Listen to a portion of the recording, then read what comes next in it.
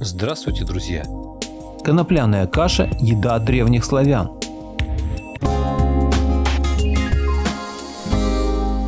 Благодарю всех, кто подписался на мой канал и смотрит мои видео.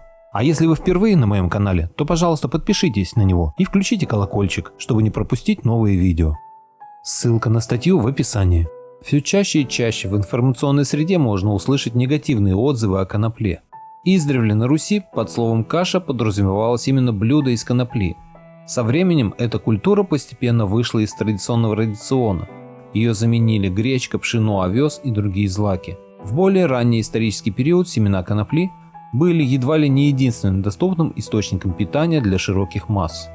Дикая конопля произрастала на обширных территориях, и ее легко можно было собрать, не занимаясь при этом земледелием. В раскопках древних городищ археологи часто находят орудия обработки конопли и ее семян.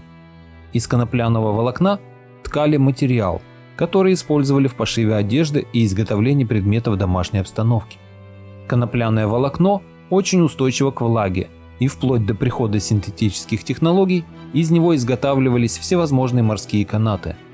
Одним словом, конопля – культура, ценная во многих отношениях. Сегодня мало кто знает вкус конопляной каши, но это забытое блюдо постепенно возвращается в народ.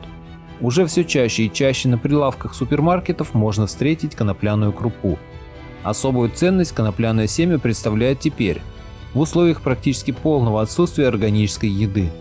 Засилие генно-модифицированной продукции уже приняло глобальный характер. Производителей чистой продукции вытеснили с рынка, находящиеся вне конкуренции мутанты. Коноплю же пока никто не модифицировал, она создана природой гениально. Это растение очень стойко к неблагоприятным факторам и насекомым. Единственным врагом человека, выращивающего конопляное зерно, являются пернатые. Но семена так тщательно спрятаны в соцветиях, что большая часть их все же остается нетронутой. Особенно остро проблема чистого питания стоит у детей. Их организм особенно чувствителен к разного рода генным внедрениям. Поэтому каша из конопли для них является очень важным питательным элементом. Не стоит бояться за здоровье ребенка. Конопляное зерно не содержит каннабинола, зато вмещает множество редких и полезных жиров и микроэлементов, необходимых не только детям, но и взрослым. Кроме всего этого, конопляная каша очень вкусна и, скорее всего, является одним из основных идеально подходящих человеку продуктов, посланных самой природой. До 1961 года не менее четверти всех посевных площадей ежегодно засевалось коноплей, а конопляное масло – это исконное растительное масло для северных славян. В семенах конопли содержится полиненасыщенная жирная кислота омега-3, снижающая уровень холестерина в крови, риск атеросклероза, закупорки сосудов и заболеваний сердца.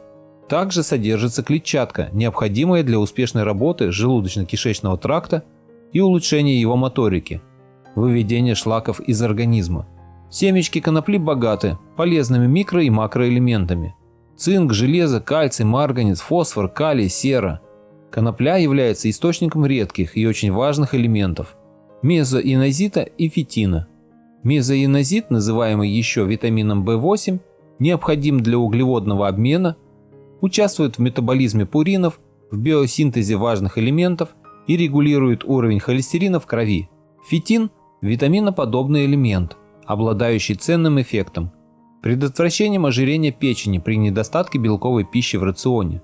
Конопляное семя – основной полноценный источник этого элемента.